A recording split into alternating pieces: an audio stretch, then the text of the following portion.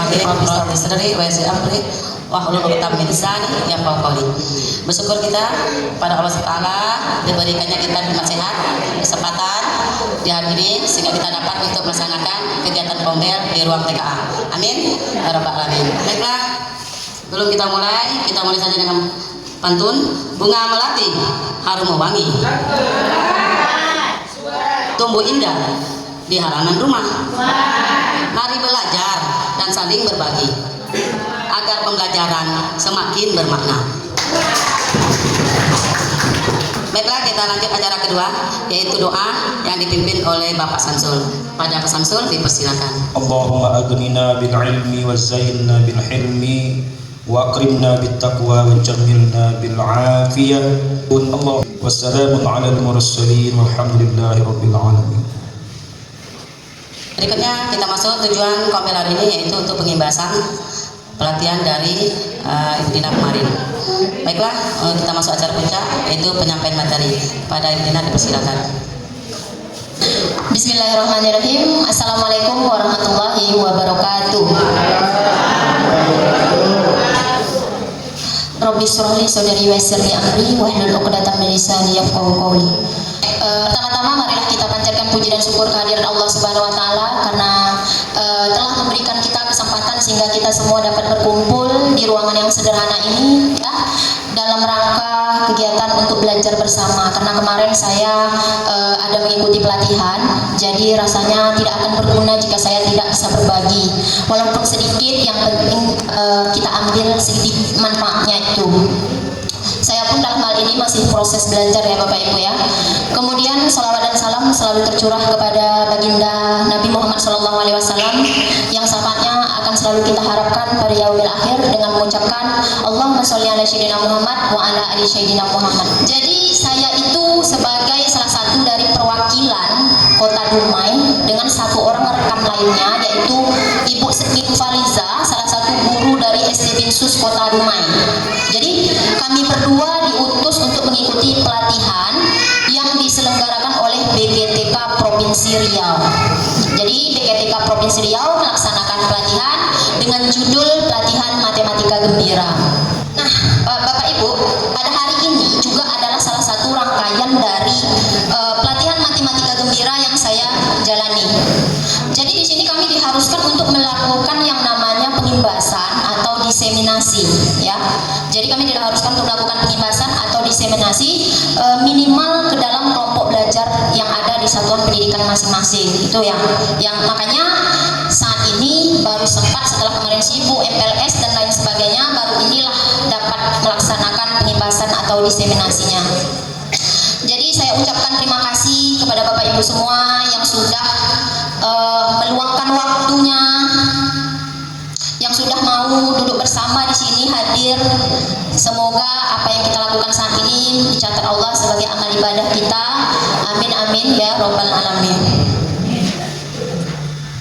Bapak Ibu yang saya hormati, di sini bukan saya yang paling tahu ya, saya nggak banyak tahunya, tetapi izinkan saya semampu saya untuk berbagi praktik baik, karena ini juga adalah bagian dari kegiatan yang harus saya selesaikan. Jadi di sini saya harus berbagi praktik baik tentang pelatihan yang saya dapatkan kemarin. Mungkin kalau sebelumnya Bapak Ibu, saya yakin kita sudah sering mendengar yang namanya, kalau program pemerintah dulu menggencapkan yang namanya apa? Literasi, ya kan? Dulu sebelumnya pemerintah menggencapkan yang namanya literasi. Nah, kalau sekarang programnya itu sudah berubah menjadi GNN. Apa GNN Bapak Ibu? Gerakan GNN, Gerakan Numerasi Nasional. Jadi sasarannya itu untuk guru TK dan guru SD fase A. Cuman di sini nanti saya akan menjelaskan secara umum supaya ilmu yang ada di dalam matematika gembira ini bisa kita terapkan secara umum, bukan hanya di pelajaran matematika gitu. Jadi nanti akan ada triknya bagaimana menciptakan pelajaran itu sesuai dengan alur yang ada di matematika gembira. Nah, di sini Bapak Ibu bisa lihat kondisi numerasi yang terjadi di Indonesia pada tahun 2015. Sport Trends in International Mathematics Science Study diperoleh skor 397.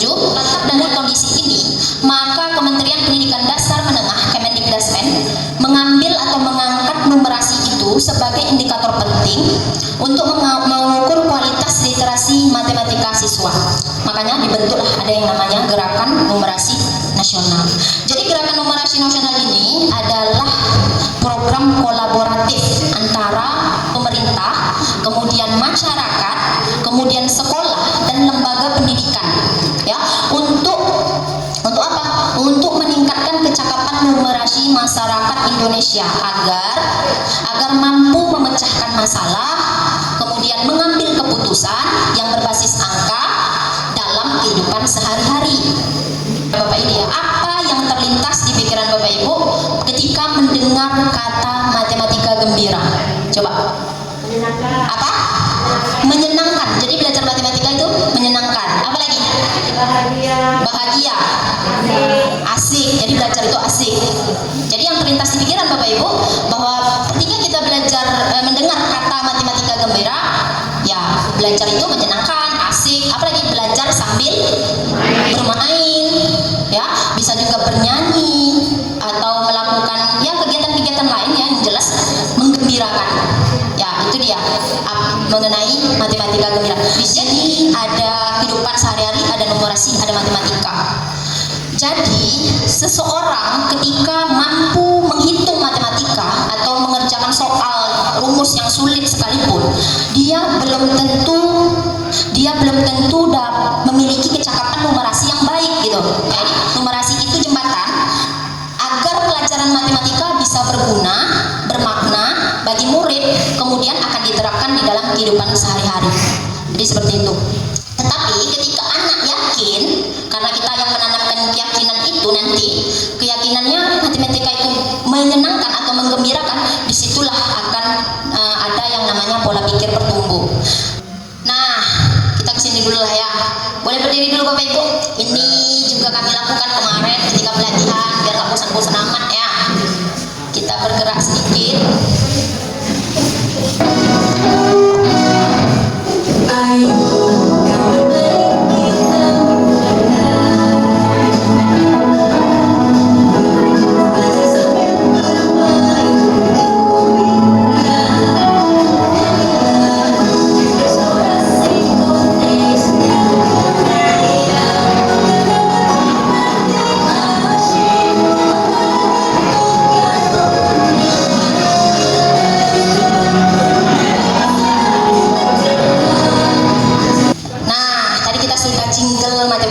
Gembira, sekarang kita kenalan dengan apa itu pembelajaran gembira.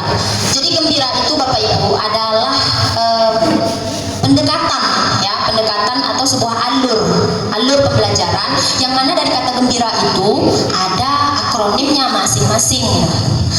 Gembira G dari kata gembira, gali dan eksplorasi. Kemudian M-nya muat konten, B-nya buat aktivitas, I-nya ikuti pemikiran murid, R-A-nya pada kata ra, itu rayakan dan akhiri. Nah, di sini Bapak Ibu lihat alur dari pendekatan pembelajaran matematika gembira ini, gembira.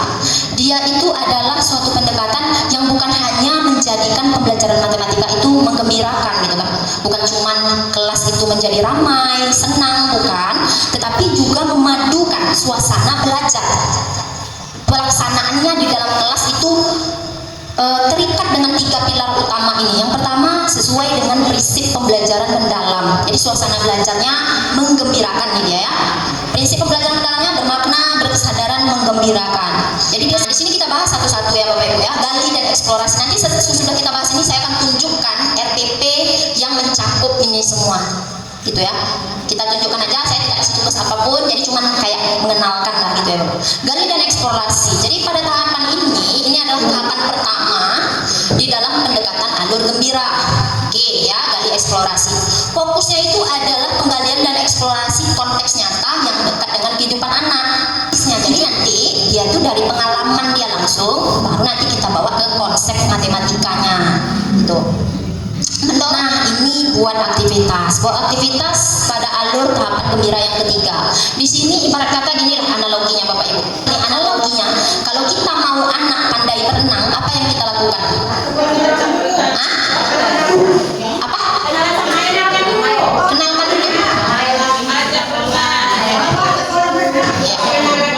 Pengenalan air. Jadi kalau analoginya buat aktivitas itu, kalau kita mau anak pandai berenang, berarti kita harus masukkan, harus kita bawa dia langsung ke air gitu kan. Nah, praktek langsung lah rasanya. Bukan kita suruh baca buku berenang. Nah, baca buku panduan berenang, nanti kamu bisa berenang tuh gitu kan. Enggak, tetapi kita bawa dia buat aktivitas gitu. Aktivitas apa tujuannya? Ya kalau misalnya mau pandai berenang, ya buat aktivitas berenangnya gitu. Ada analoginya seperti itu. Jadi kita guru hanya mengamati apa strategi dari murid itu tadi. Strateginya terutama apa? Bagaimana dia menyelesaikan masalah. Jadi di sini akan daya berpikirnya itu nanti akan terasa di kegiatan buat aktivitas ini. Ini poin yang keempat, ikuti pemikiran murid. Jadi untuk alur pendekatan matematika gembira ini pada bagian ikuti pemikiran murid ini, peran guru itu bukan lagi sebagai penceramah ya Bapak Ibu. Ketika kita mau mengikuti pemikiran murid, guru itu menjadi pemandu wisata, bukan menjadi supir bus. Ya analoginya nih, kalau supir bus masuk penumpang, duduk diam di situ ya kan. Kemudian setelah penumpang duduk diam di dalam bus, turunkan penumpang dekat tujuannya tanpa peduli. Kalau supir bus itu nggak peduli apa yang dirasakannya selama perjalanan, apakah menyenangkan, apakah perjalanannya apakah penumpang itu paham jalurnya gitu kalau supir bus. Tetapi pada bagian ikuti pemikiran murid, guru itu menjadi pemandu wisata. Pemandu wisata bagaimana? Jalan berdampingan dengan anak. Kemudian kita validasi idenya. Idenya kita validasi.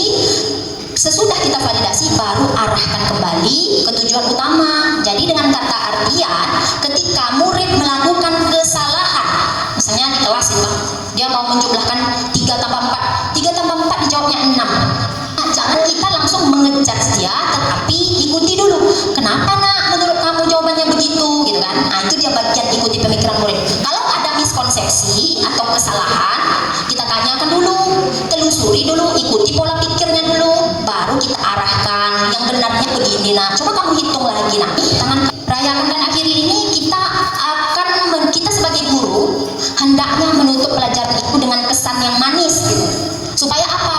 Supaya emosi positif yang didapat sama anak sesudah belajar hari itu nanti akan bertahan untuk pertemuan berikutnya. Kalau dia sudah senang di hari itu, tentu hari besoknya dia mau belajar lagi senang hatinya gitu kan. Saya yakin Bapak Ibu semua sudah melakukan hal ini. Cuman di sini BGTK Provinsi Riau lebih memperdalam supaya hasilnya juga lebih maksimal gitu. Apresiasi merupakan salah satu cara untuk mengakhiri pembelajaran dengan makna, karena menutup sesi dengan rasa puas anak, rasa bangga anak karena kita sudah puji dia tadi kan, akan membuat anak semangat belajar. Jadi dia akan terus semangat jadi gitu kan. Jadi dia pulang dari belajar MTK tuh bukan ngeluh sama mamanya, bisa jadi pelajaran matematika malah jadi pelajaran favorit. Nah ya kan. Yuk kita pemecah suasana. Menurut Bapak Ibu dari gambar itu, segitiga mana yang paling kecil? 5 yang paling kecil. Ada lagi jawaban lain? Karena 1 jauh. Lagi? Ada lagi? Iya. Ayo lihat. Berdasarkan perspektif 5. Tadi 5 jawabannya. 5 itu lebih besar.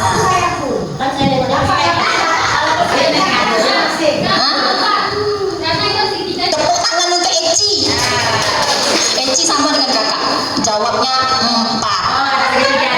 Iya dah. Mana segitiga yang paling kecil? Eci. Sekali lagi tepuk tangan sama Eci. Yang benar itu 4. Kenapa? Ya kan ada segitiga di dalamnya. Di situ. Itu dia. Sekedar untuk apa namanya? Berefleksi lagi. Nanti saya lama durasi ya jadinya.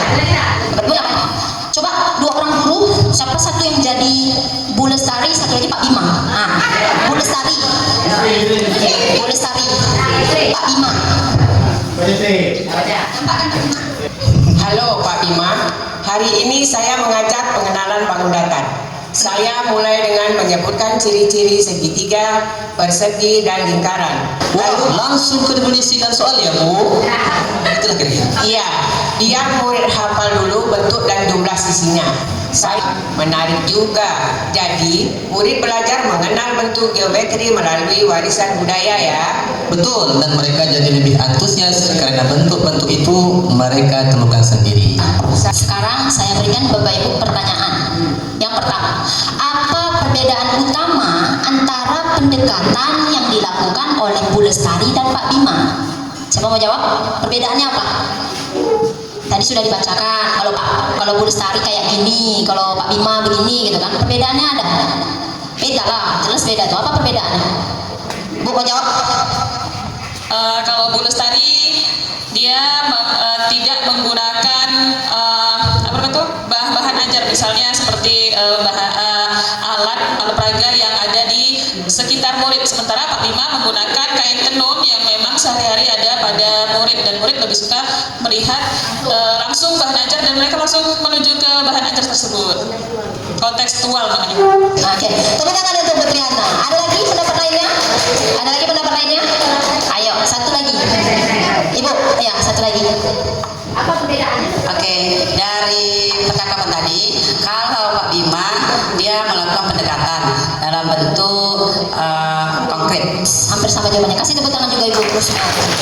Perbedaan utamanya yaitu tadi, Bapak Ibu bisa lihat kan, udah tahu tadi. Kalau Bu Lestari itu dia langsung disuruhnya anak dikasihnya gambar gitu kan, tanpa dikenalkan langsung, atau anak tidak mencari tahu dulu gitu.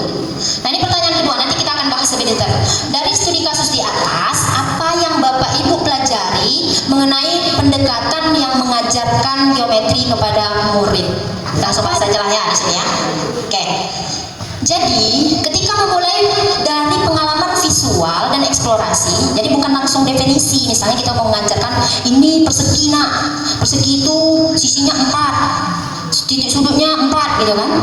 Jadi langsung aja kita menulis. Sementara Pak Bima menggunakan pendekatan inquiry, anak menemukan sendiri gitu. Dimulai dari eksplorasi benda nyata di sekitar. Jadi konkret bendanya tuh. Jadi Pak Bima tadi malah mancing rasa ingin tahu murid gitu. Jadi pendekatan Bu Lestari membuat murid kurang terasah daya nalarnya, tak terasah kalau pada Bu Lestari tadi. Tapi kalau Pak Bima, dia akan membangun kemampuan berpikir kritis dan kreatif. Karena apa? Karena anak yang mencari sendiri. Ditengoknya tenun tuh, Bu, ini bentuknya ada petak, Bu, ada juga bentuknya segitiga, di sisinya segitiga gitu. Jadi di situ anak akan berpikir kritis dan kreatif melalui benda konteks tadi yang kita bawa.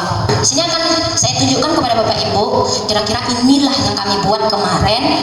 Jadi RPP ini saya rancang sesuai dengan alur gembira. Kemudian kami diminta untuk membuat video pembelajarannya.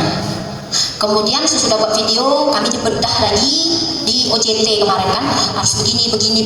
Nah, RPP ini kami rancang sesuai dengan alur gembira dan juga dengan pembelajaran mendalam. Jadi untuk materi tadi saya ambil penalaran kritis, kreativitas, dan kolaborasi. Kenapa? Nanti kegiatannya itu ada kolaborasinya juga dengan teman-temannya gitu. Nah, ini desain pembelajaran. Nah, inilah dia, gali dan eksplorasi. Ada PM-nya di situ, anak disuruh memahami. Ya, kegiatan yang saya buat kemarin untuk gali dan eksplorasi itu, Bapak Ibu, saya bawa kotak memang isinya biskuit, betul kok biskuit. Itu kalau misalnya kita kadang-kadang kalau misalnya ada modal ya kita buat lah gitu ya. Jadi sesudah belajar biskuitnya bagi sama anak gitu. Karena anak suka tuh kayak gitu. Sesekali kalau kita buat apa lah ya Bapak Ibu ya. Nah, sesudah tadi benda nyata kita suruh anak hitung, lalu kita masukkan ke dalam konten. Konten inilah konsep untuk pembelajaran kita tadi. Jadi itu kemarin saya membuatnya, saya tulis di papan tulis. Nah, tadi Ibu ada biskuit tadi kan, nih Ibu gambar biskuitnya. Memang agak ribet Bapak Ibu, tetapi begitulah cara kita untuk menanamkan pemahaman kepada anak supaya melekat gitu kan. Buat aktivitas itu anak mengerjakan, kalau kita dulu bilang apa? LKPD, ya kan? Sekarang namanya LKM, lembar kerja murid. Itulah dia dibuat aktivitas itu. Terakhir raya Akhiri refleksi dengan menanyakan perasaanmu. Jadi setelah berbuat aktivitas itu, kita tanyakan kemana, bagaimana nak kegiatan hari ini gitu. Senang? Oh paling senang nih tuh kalau ditanya kayak gitu Bapak Ibu. Senang Bu, yang mananya kamu senang? Senang tadi kayak gini Bu, tadi ngitung ini pakai ini, seru loh Bu. Nah, kan gitu, jadi kita kayak dialog gitu kan. Rayakan dan akhiri itu bukan hanya sekedar kita buat kesimpulan. Jadi kesimpulannya nak hari ini begini-begini, bukan cuma kesimpulan, tapi juga kita rayakan gitu. Di sini kemarin saya rayakan, ajak mereka bertepuk pengurangan. Saya mau tes di sini. Ya boleh. Coba. Tepuk pengurangan ya, tepuk pengurangan. Masa kalah sama anak kelas 1? Ayo. Kalau misalnya saya bilang 5 dikurang 1, mari tepuknya. Nah, itu pun 4 kali. Kemarin saya buat seperti itu. Jadi anak itu cepat dia berpikirnya. Jadi pada bagian rayakan dan akhiri ini kemarin saya buat kayak gitu kan. Ayo nak, kita tepuk pengurangan gitu kan. Tepuk pengurangan, tepuk 5 dikurang 1. Jadi ketika pertanyaan itu dikasih, anak cepat pikir, langsung dia tepuk cepat gitu. Nah itu selebrasinya. Tepuk 7 dikurang 2 berapa? Udah kayak lancar kakak 1 ya dia. Iya, sebelum tak serentak bisa jadi Bu Aina. Lagi.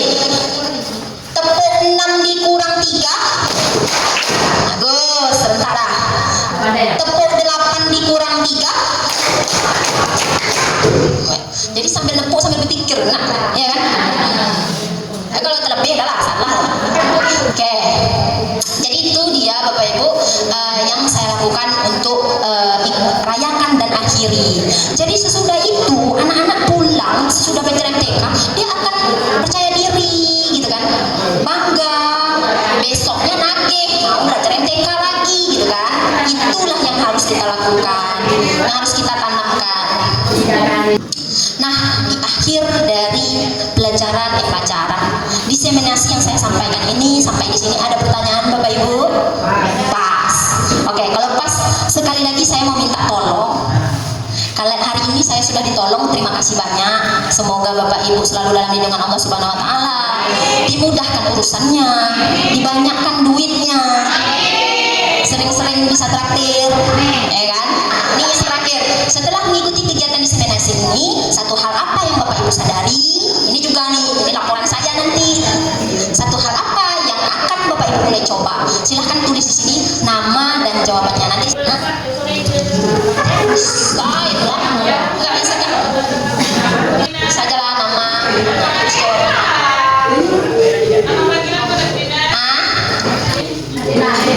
Terima kasih. Aina.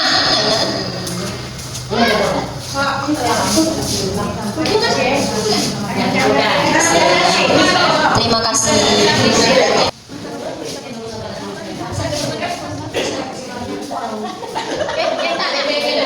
Sesudah mengisi sticky note tadi, terima kasih banyak saya ucapkan. Semoga apa yang Bapak Ibu perbuat hari ini, apa yang sudah kita lakukan hari ini dapat bermanfaat bagi kita semua. Sekali lagi, semoga juga dicatat sebagai amal kebaikan, karena belajar itu juga adalah nilainya, pahalanya juga sangat tinggi gitu kan, karena belajar untuk kebaikan. Jadi di sini Bapak Ibu, saya sebagai peserta dari pelatihan Nadika Gembira sudah menyampaikan diseminasi ini. Alhamdulillah berjalan lancar, alhamdulillah Bapak Ibu semua sudah berpartisipasi aktif. Jadi sebelum saya tutup, saya mau mengucapkan terima kasih, dan yang terakhir saya mau minta maaf barangkali ada kata-kata saya yang salah atau perbuatan saya yang tidak pada tempatnya. Saya mau minta maaf. Jadi kesimpulannya dari pelatihan Nadika Gembira ini intinya adalah bagaimana menciptakan pelajaran atau pembelajaran itu yang menyenangkan, kontekstual, dekat dengan anak, kan? Melibatkan anak, partisipasinya aktif. Jadi secara keseluruhan itu terlepas dari kelima alur dari Nadika Gembira. Itu saja. Saya tutup dengan mengucapkan Assalamualaikum warahmatullahi wabarakatuh. Baiklah Bapak Ibu semuanya, sebelum kita tutup acara kita beri dulu apresiasi pada bintang. Bunga berarti kamu Ami. Tunggu ya, di halaman rumah. Mari belajar dan saling berbagi. Ada pembelajaran semakin bermakna. Baiklah, untuk tidak menunjukkan, jadi itu saja. Wassalamualaikum warahmatullahi wabarakatuh.